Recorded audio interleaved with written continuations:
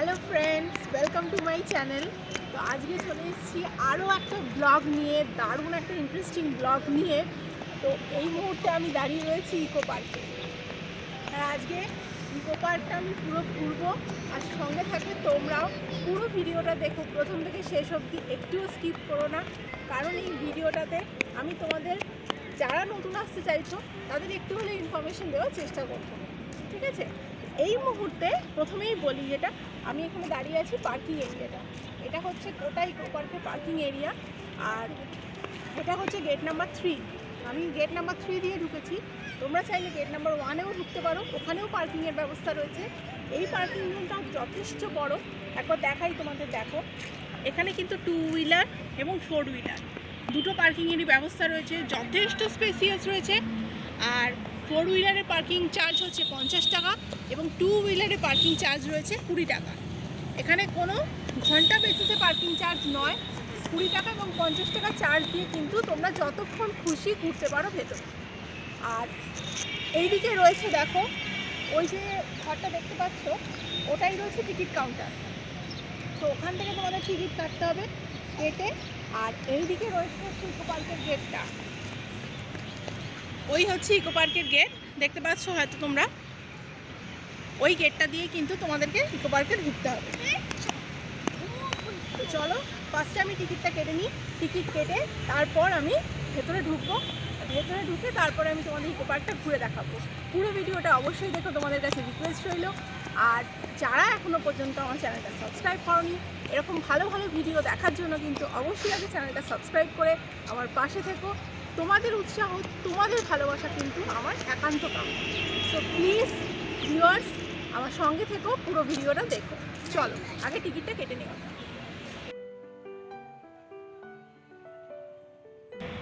আমার টিকিট কাটা হয়ে গেছে, দেখো এই যে টিকিট কাটা হয়ে গেছে। তো আরেকটা জিনিস তোমাদের সাথে আমি শেয়ার করি, দাঁড়াও। এই টিকিট কাউন্টারের ঠিক উল্টো দিকেই রয়েছে, দেখো, মিষ্টি হাব। এই মিষ্টি হাবটা এখানে, এই যে পুরো বিল্ডিংটা দেখছো, এদিকে দেখা হবে পুরো বিল্ডিংটা, এই পুরো বিল্ডিংটাই হচ্ছে কিন্তু মিষ্টি হাব। আর এখানে কলকাতার যত বড় বড় মিষ্টির দোকান রয়েছে তাদের প্রত্যেকের কাউন্টার কিন্তু এখানে রয়েছে। তোমরা যারা মিষ্টি লাভার আছো অবশ্যই এখানে একবার কিন্তু ট্রাই করে দেখো। বিভিন্ন ভ্যারাইটির মিষ্টি, খুব ভালো মিষ্টি এখানে পাওয়া যায়। তো চলো আর কথা বাড়াবো না, এবার ভেতরে যাই, অনেকটা বেলা হয়ে যাচ্ছে। চলো। তো আমি এবারে মেন গেটের সামনে চলে এসেছি। এখানে টিকিটটা দেখি আমি ভেতরে ঢুকে পড়বো। তো ঢুকে পড়েছি ভেতরে। ডান দিক বাঁ দিক দুদিকেই যাওয়া যাবে, কিন্তু আমি এই মুহূর্তে যাবো হচ্ছে ডান দিক। আর বাঁ দিকটা তোমাদের দেখাই, ঢুকেই কিন্তু এখানে প্রচুর খাবারের স্টল রয়েছে। দেখো, বিভিন্ন রকম খাবার, স্ন্যাক্স থেকে শুরু করে চিপস, কোল্ড ড্রিঙ্কস, চা, কফি সব। তো আমি আর ওই দিকটা যাইনি, আমি ডান দিকে চলে এসেছি। এখানে দেখতে পাচ্ছ বিরাট মাঠ রয়েছে, মানে প্রচুর বসার জায়গা, যেখানে খুশি বসো, কোনো বাধা নিষেধ নেই। তো আমি মাঠেই প্রথমেই এখানটাই বসবো, কারণ অনেকটা দুপুর হয়ে গেছে আর লাঞ্চ টাইম হয়ে গেছে। তো আগে আমি লাঞ্চটা সেরে নিই। দেখো, এখানে আমি লাঞ্চ বাড়ি থেকেই করে এনেছি, কারণ এখানে অ্যাকচুয়ালি খাবার দাবারের ভীষণ মানে উল্টোপাল্টা দাম, সত্যি কথা বলতে গেলে। মানে সেই কোয়ালিটি কোয়ান্টিটি সব দিক থেকেই একেবারে লস। তো তোমরা যদি মনে করো এখানে এসে লাঞ্চ করবে, তাহলে অবশ্যই বাড়ি থেকে লাঞ্চটা নিয়ে আসবে। তো আমি বাড়ি থেকে একটু স্যান্ডউইচ বানিয়ে নিয়ে এসেছি, আর এখানে আমি বসে পড়েছি। আর তার সাথে কেমন হয়েছে স্যান্ডউইচটা? কেমন হয়েছে? দারুণ। আরো কিছু আছে। যেহেতু কালকে একটু বাড়িতে পিঠে বানিয়েছিলাম, তো আজকে সেই পিঠেটাও নিয়ে এসেছি। দুধ পুলি বানিয়েছিলাম, সেই দুধ পুলিটাও সঙ্গে করে নিয়ে এসেছি। তো চলো আগে লাঞ্চটা করে নিই। লাঞ্চটা করে নিয়ে তারপর আমি তোমাদের সাথে কথা বলছি, বাকি ইকো পার্কটা তোমাদেরকে ঘুরে দেখাবো। আগে লাঞ্চটা সেরে নিই। তো লাঞ্চ করা হয়ে গেছে, দেখো এবার হচ্ছে প্লেয়িং টাইম। বাবা আর ছেলে তো খেলতে শুরু করে দিয়েছে, আমাকেও ডাকছে, কিন্তু সত্যি কথা বলতে আমার একটু খেলতে যেতে ইচ্ছা করছে না, কারণ লাঞ্চটা করে মনে হচ্ছে একটু বসে একটু রেস্ট নিই। তো ওরা তো দিব্যি খেলছে, বাড়ি থেকে বলটা নিয়ে এসেছিলো। এত বড় একটা মাঠ, আর বাড়ি থেকে বলটা না আনলে কি আর ভালো লাগে বলো? তো বাড়ি থেকে বলটা নিয়ে আসা হয়েছে। আর দেখো, তোমাদের একটা জিনিস দেখাই, দেখতে পাচ্ছ টয় ট্রেন যাচ্ছে, এটাও কিন্তু ইকো পার্কে রয়েছে। আর এই দিকে এইখানটা হচ্ছে, এটাই হচ্ছে টয় ট্রেনের সেই প্ল্যাটফর্মটা, এখানেই টয় ট্রেনটা এসে দাঁড়ায়, এখান থেকেই আবার ছাড়ে।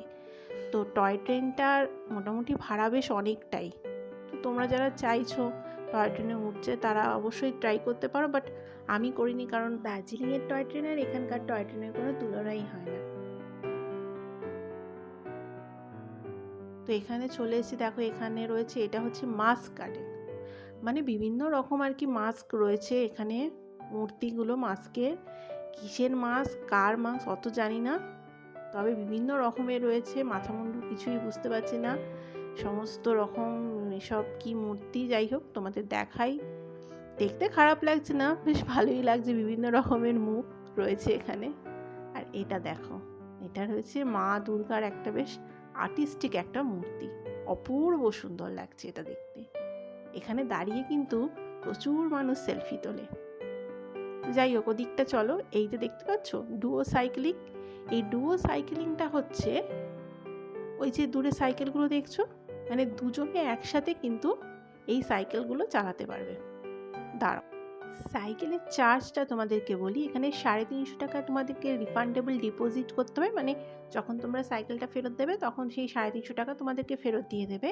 আর 150 টাকা করে লাগে প্রতি আধ ঘন্টায়, মানে 30 মিনিটস তোমাদের টাইম দেবে, তার জন্য 150 টাকা চার্জ লাগে। এই সাইকেলগুলো কিন্তু প্রচুর মানুষ এখানে চড়ছে, দেখো ছোট থেকে বড় মোটামুটি যারাই সাইকেল করতে জানে প্রচুর মানুষ চড়ছে। তো দাঁড়াও, তোমাদেরকে আরও একটা জিনিস দেখাই, যেহেতু শীতকাল প্রচুর ফুলের গাছ কিন্তু এখানে লাগানো হয়েছে, দেখো কি অপূর্ব লাগছে, কত বড় বড় গাঁদা ফুল, চন্দ্রমল্লিকা, এত সুন্দর লাগছে, চতুর্দিকটা ফুলে ফুলে যেন একদম ভরে গেছে।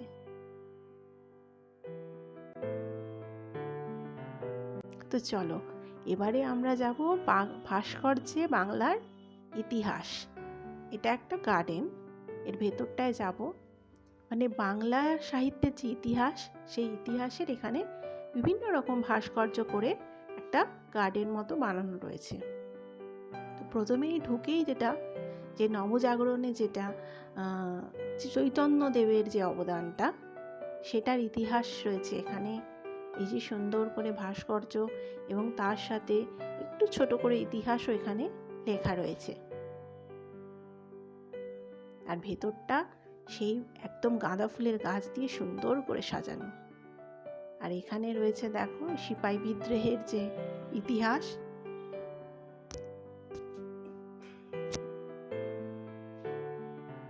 আর এখানে রয়েছে বিভিন্ন মহাপুরুষদের কিছু ছবি, সাহিত্যিকদের ছবি, বাংলার যে সাহিত্যিকরা তাদের কিছু ছবি রয়েছে। আর এখানে সেই সতীদাহ প্রথা, রাজা রামমোহন রায় যে সতীদাহ প্রথা বন্ধ করেছিলেন তার ইতিহাস, তার ভাস্কর্য এখানে রয়েছে।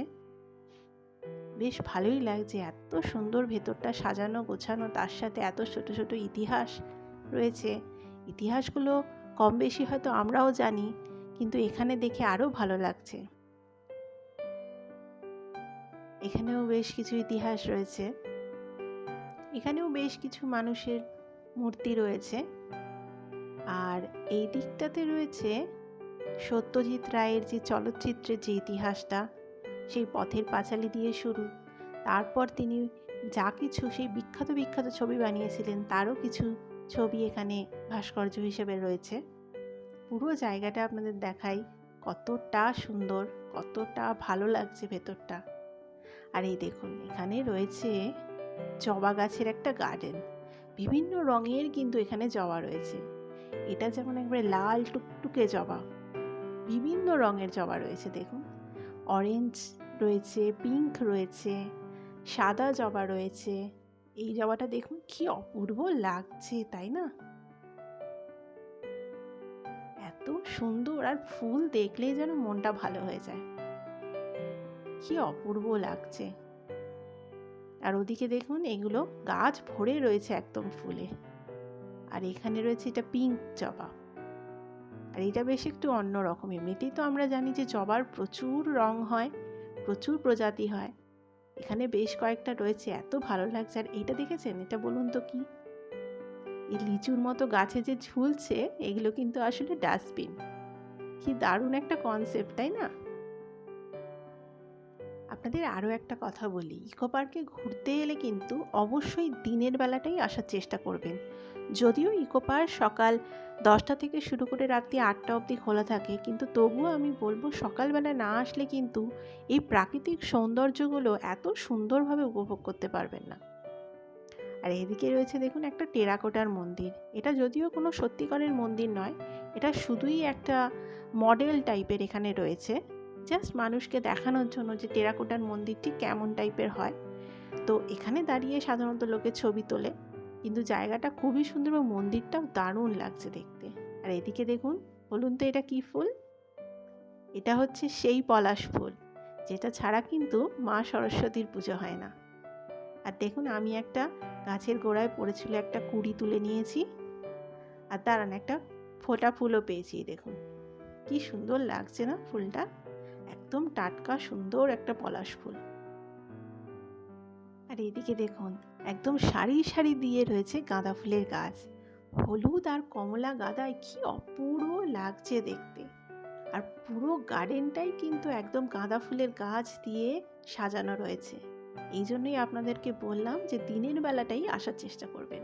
আর ওইটা যেটা দেখছেন ওইটা হচ্ছে কিন্তু গোলাপের বাগান। আর গোলাপের বাগানে যাওয়ার আগে এখানে রয়েছে একটা ফাউন্টেনটাও কিন্তু দারুণ লাগছে। এখানে সামনে দাঁড়িয়ে দেখতে দেখুন কি সুন্দর লাগছে, মনে হচ্ছে যেন একদম মুক্ত, ওই যে কাঁচের যে এগুলো সব ঝরে ঝরে পড়ছে। তো যেহেতু শীতকাল আর বিকেলও হয়ে এসছে, তাই আমি 1 কাপ চা নিয়ে নিয়েছি। আগে গরম গরম চাটা খেয়ে নিই, তারপর যাব গোলাপের বাগানে। চলুন, চা খাওয়া হয়ে গেছে, এবার ঢুকে পড়েছি গোলাপের বাগানে। চতুর্দিকে সারি সারি দিয়ে গাছ ভর্তি করে রয়েছে গোলাপ, বিভিন্ন রঙের গোলাপ রয়েছে। এটা রয়েছে একদম ডিপ পিঙ্ক রঙের গোলাপ, সাদা গোলাপ রয়েছে, তারপরে ওই সিঁদুর রঙের গোলাপ রয়েছে, সব দেখাবো চলুন। এই দেখুন পিঙ্ক গোলাপ, আর গাছগুলো কিন্তু বেশ বড়, একদম বড় বড় গাছ, তার সাথে বড় বড় গোলাপ, অপূর্ব লাগছে। দেখুন ওখানে সূর্য অস্ত যাচ্ছে। আর গোলাপের বাগান ঘুরে দেখতে কার না ভালো লাগে বলুন? এই কালারটা দেখুন কি অপূর্ব কালার। আর পিছনে দেখেছেন কত সাদা গোলাপ রয়েছে।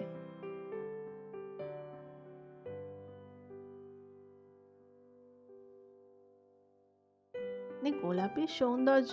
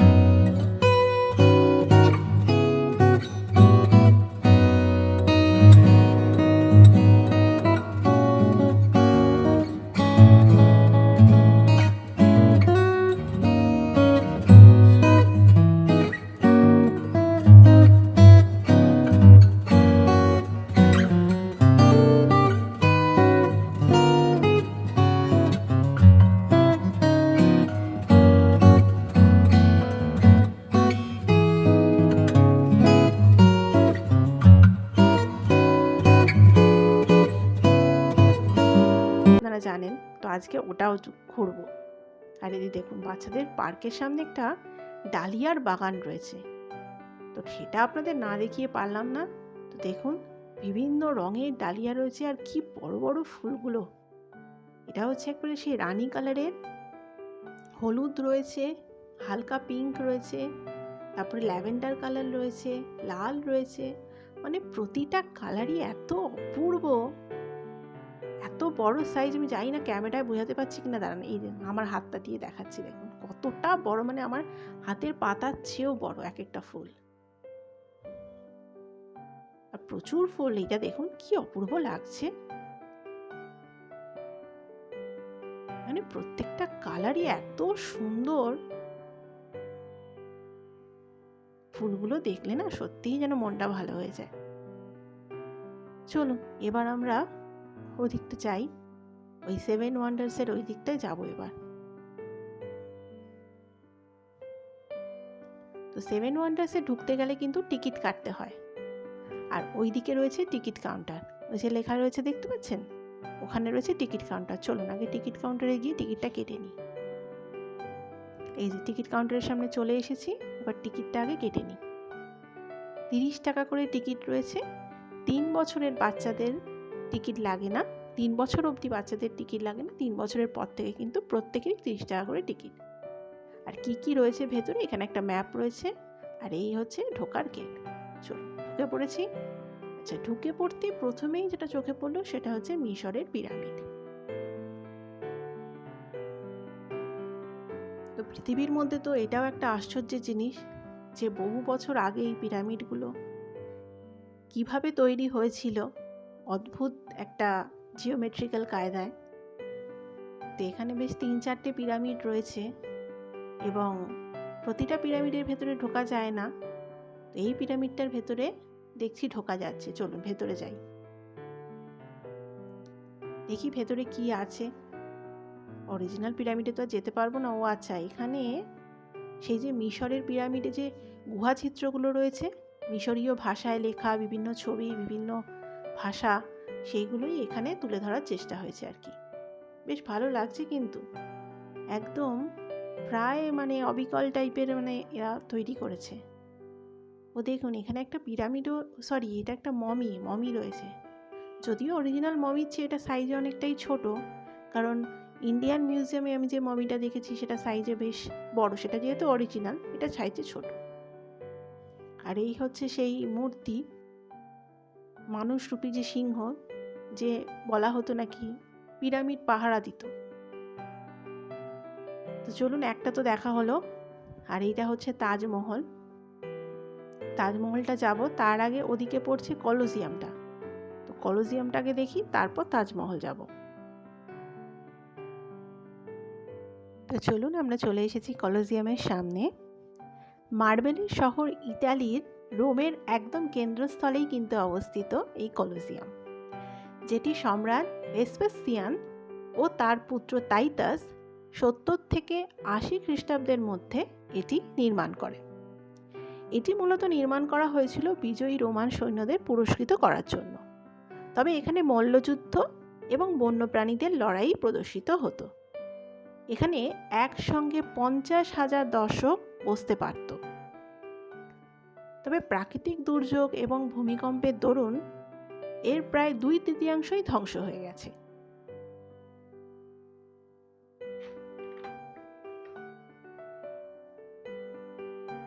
তারই একটা মডেল মতো এখানে তৈরি করা হয়েছে। এই রকম ছিল দর্শক আসন, এবং নিচে যে জায়গাটা, এইখানেই হতো সেই মল্লযুদ্ধ এবং বন্যপ্রাণীদের যে লড়াই, সেগুলো একটা কনসেপ্ট এখানে তৈরি করা হয়েছে। এবার আমি চলে এসেছি তাজমহলে। ভারতবর্ষের উত্তরপ্রদেশের আগ্রায় অবস্থিত এটি একটি রাজকীয় সমাধি। সম্রাট শাহজাহানের আদেশে 1602 খ্রিস্টাব্দে এর নির্মাণ শুরু হয় এবং 1653 সালে এর নির্মাণ কাজ শেষ হয়। অরিজিনাল তাজমহলের উচ্চতা 73 মিটার। এটি তৈরি করতে 22,000-এরও বেশি শ্রমিকের প্রয়োজন হয়েছিল। যদিও এটা অরিজিনাল তাজমহলের মতন অতটা সুন্দর বানানো সম্ভব হয়নি, কিন্তু তাও মোটামুটি একটা কনসেপ্ট পাওয়া যাচ্ছে যে কতটা সুন্দর এই পৃথিবীর অন্যতম 7ম আশ্চর্য আমাদের ভারতের তাজমহল। আর এই তাজমহলের ভেতরেই রয়েছে সম্রাট শাহজাহানের যে বেগম মুমতাজের সমাধি, এবং তার পাশেই সমাধিস্থ করা হয়েছিল সম্রাট শাহজাহানকে।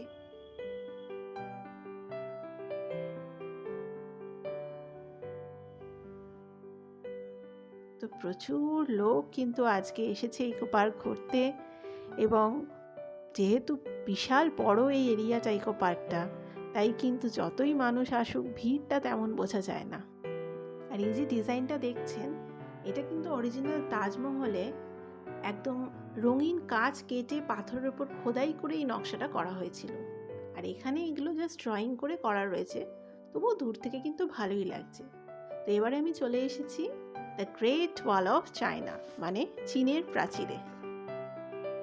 চাইনিজ রাজত্ব মুঘলদের হাত থেকে রক্ষা করার জন্য এই প্রাচীর তৈরি করা হয়। এটি প্রায় 4000 মাইল পর্যন্ত বিস্তৃত, যদিও এর বেশ খানিকটা অংশ কিন্তু এখন ধ্বংস হয়ে গেছে। এটি মানুষের দ্বারা নির্মিত সবচেয়ে বড় কীর্তি, যেটি মহাকাশ থেকেও দেখা যায়।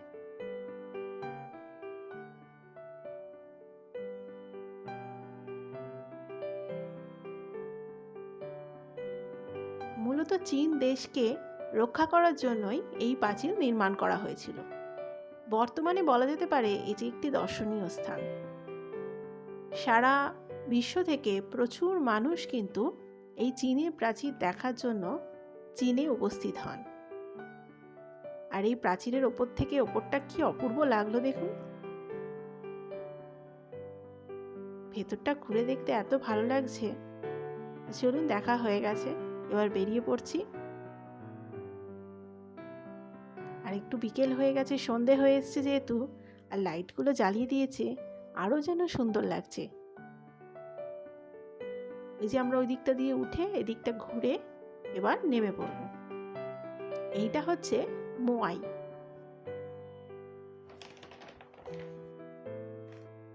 মোয়াই মূর্তিগুলো ইস্টার আইল্যান্ডে অবস্থিত। এগুলোর উচ্চতা প্রায় 13 ফুট। এই দ্বীপের ইতিহাস সম্পর্কে তেমন কোনো নির্দিষ্ট তথ্য নেই, তাই এই মূর্তিগুলো ঠিক কিভাবে তৈরি করা হয়েছিল সেটার কোনো সুস্পষ্ট তথ্য পাওয়া যায়নি। তবে আনুমানিক 1100 থেকে 1500 সাল নাগাদ এগুলো নির্মাণ করা হয়েছিল। প্রায় 900টা মতো মূর্তি ছড়িয়ে ছিটিয়ে রয়েছে গোটা দ্বীপে। এবার দেখব আরও একটি আশ্চর্য, পেট্রা।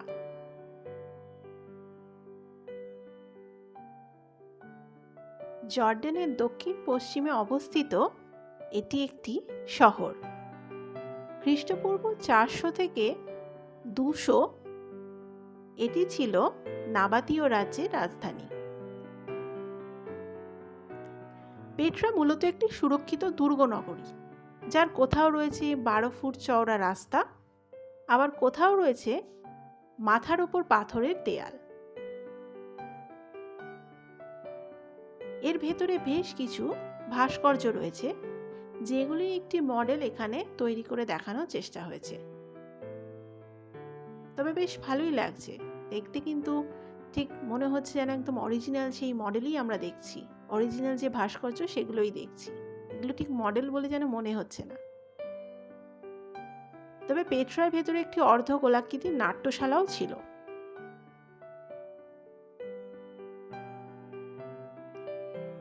এই 7টা আশ্চর্যের ব্যাপারে আমি আপনাদেরকে কিছু ছোট ছোট ইতিহাস বলার চেষ্টা করলাম। যদি কিছু ভুল ত্রুটি হয়ে থাকে অবশ্যই আমাকে মার্জনা করবেন, আমাকে জানানোর চেষ্টা করবেন, আমাকে জানাবেন যে কোথায় আমার ভুল হয়েছে। আমি যদি কিছু ভুল বলে থাকি অবশ্যই কিন্তু আমাকে কমেন্ট করে সেটা জানাবেন।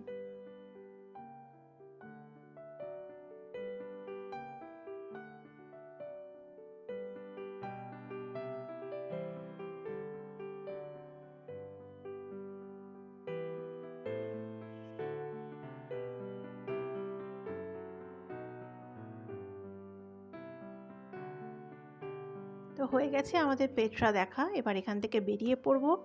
এবার শুধু বাকি রয়েছে শেষ আশ্চর্য, যেটা হচ্ছে জিসাস। ব্রাজিলের রিও ডি জেনিরো শহরে এটি অবস্থিত। এই মূর্তিটি 1931 সালে তৈরি করা হয়। এই মূর্তিটির উচ্চতা 130 ফুট, আর এই মূর্তিটি ডিজাইন করেন হিটোর দা সিলভা কোস্টা। এই মূর্তিটি তৈরি করতে প্রায় $2,50,000 খরচ হয়, যার বেশিরভাগটাই ডোনেশনের মাধ্যমে জোগাড় করা হয়। তো আজকের মতো আমাদের ইকো পার্ক ঘোরা কমপ্লিট। তোমাদেরকেও পুরোটা ঘুরে দেখালাম। কেমন লাগলো তোমাদের অবশ্যই কিন্তু আমাকে কমেন্ট করে জানাবে। যদি ভালো লাগে অবশ্যই একটা লাইক করে দেবে, আর আমার চ্যানেলটা সাবস্ক্রাইব করতে ভুলবে না। যারা নতুন দেখছো তাদের কাছে তো একটাই রিকোয়েস্ট থাকে আমার, চ্যানেলটা কিন্তু অবশ্যই সাবস্ক্রাইব করে আমার পাশে থেকো। আর সবার আগে এরকম দারুণ দারুণ ভিডিও নোটিফিকেশান পাওয়ার জন্য কিন্তু পাশে থাকা বেল আইকনটাও অবশ্যই প্রেস করে দিও, তাহলে সবার আগে তোমাদের কাছে পৌঁছে যাবে নতুন ভিডিও নোটিফিকেশান। তো চলো আজকের মতো ভিডিওটা এখানেই শেষ করছি, দেখা হবে আরও একটা দারুণ ভিডিওতে। আজকের মতো টাটা।